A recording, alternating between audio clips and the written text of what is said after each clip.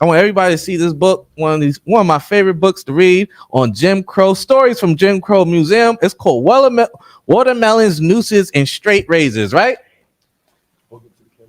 Yeah. Hold here. Yeah. Take that real quick. Show the camera real quick. Bring it a little bit closer so they can see it. It's called Watermelons, Nooses, and Straight Razors. Go get that book. This book is amazing. It talks about our history during Jim Crow, right? But let me get this. Christ. Get this point right here. Because we were talking about blackface, right? I'm going to read a little bit right here, if you could. All right. Read this right here where it says, and it shows you that they know what they're doing, but read the title real quick, what it says. Black faces, white crime. Says what? Black faces, white crime. All right, let's get into it. Go ahead. This chapter begins with a brief examination of the role played by blackface minstrel in perpetuating the portrayal of blacks as criminals. Right, keep going. That is an important story, but it is not the whole story. Minstrel performers were not only whites who darkened their skin and pretended to be black people. From the late 1800s through the first half of the 1900s, newspapers reported stories of white criminals. What? White criminals. What? White criminals. Keep going. Disguising themselves. What? Disguising Blackface. themselves. What? Disguising themselves. Keep going. As Negroes. Oh, really? Keep going, huh? Their crimes range from loitering to murder. Listen, and that's how you know that. Listen, they know what they're doing. Damn. They know what they're doing when they put your kids in black faces, man. Especially, listen, if they black facing our children already who's black and you black facing them, listen, you know how disrespectful that is? Right. Just look at what he just read it again, Hard. Just read that. Read it whites one more time. Minstrel performers were not only whites who darkened their skin to pretend to be black people. Right. From the late 1800s through the first half of the 1900s, newspapers reported stories of white criminals disguising themselves as Negroes. So it's disrespectful. They basically laughing at us because look, you don't even know what we did when we were doing this. Right. You don't even know what this really means. You think it's racist because we trying to be black. It's deeper than that, man. Right. It's way deeper than that. Keep reading, huh? Their crimes range from loitering to murder. Keep going. In 1884, Bogan Cash, a fugitive, roamed the woods near Columbia, South Carolina. His face was blacked as charcoal. He shot at one person. There was a double killing in 1894 in Roebelin, Louisiana.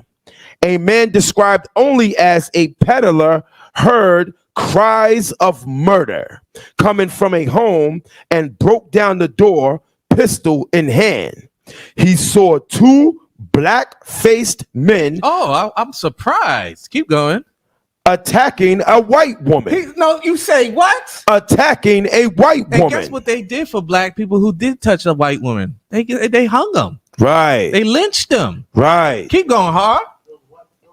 There was a white man dressed in blackface. Keep going. Damn. Hard. He killed them. He did what? He killed them. Keep going. He did not know that both would-be murderers were white women dressed in men's clothing. Wait. Say that again, Hard. They were what? He did not know that both would-be murderers were white women. White men? White women. A Spaniard man? White women. No, it's an African man. White women. It's a white woman that you love so much, black man. They did what, huh? Dressed in men's clothing with their faces blackened. They was what? White women in men's clothing with their faces blackened. And that's your school teachers, man. Right. That's those women that look for you on the basketball court, man. They dressed as black men in men's clothes to do what? What they did, huh? Go back. What did they did? They killed them. Who they killed though? That's the important part. Who they killed? They saw two blackface men attacking a white woman. So it was a white woman on white woman crime. Damn right. But yet, guess who did it? A black man. Two black men killed this white woman. What we gotta do? So we gotta go look for black men and go hang them. Right. A white mob, we gotta go hang them. Your oppressor's the devil, man. That's right. He's a deceiver. Wait. This is the damn right. Just end there. There's a whole bunch. Read this. Read a highlight. Keep going. There are many instances of white robbers blackening their faces. Of what? White robbers blackening their faces. Keep going. In 1894, Carol Martin of Van Buren County, Tennessee, was murdered. He was what? Murdered. Keep going. By two men. It was a botched robbery. Martin's daughter and granddaughter were also wounded. The assailants were disguised as blacks. Keep going.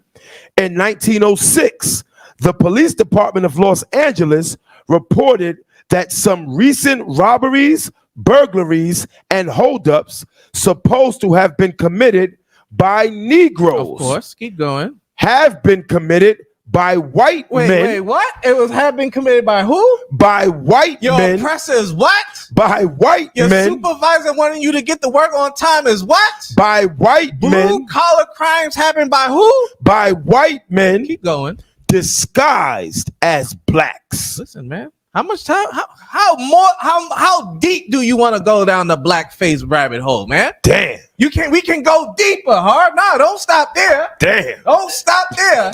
Let me give you the other one. Read this. Read that one. Read that one right here, hard. Read that one. Oh my God. Oh man. Mitchell was disguised as a Negro woman. Salakia. White criminals who disguised themselves as blacks sometimes committed sexual crimes. Keep going. In 1909, William B. Mitchell, one of the wealthiest and most prominent residents of Thomasville, Georgia, was found guilty of attempting to abduct Lucille Linton. Mitchell was disguised as a Negro woman. He was disguised as what? As a Negro woman. Keep on. Nancy Dawson from Canton, Georgia, was the victim of a rape attempt in 1906. She was beaten and her clothes torn away. In the struggle, she scratched the man's face, and the stains on her fingers indicated that his face was blackened by art and not by nature. Listen, man. Read that again slowly, man, because this is going past you. He is dressed as a black woman attacking a white woman. He's trying to rape her as a black woman. The white woman fights this so-called black woman, and to come to realize it's a white man disguised in blackface.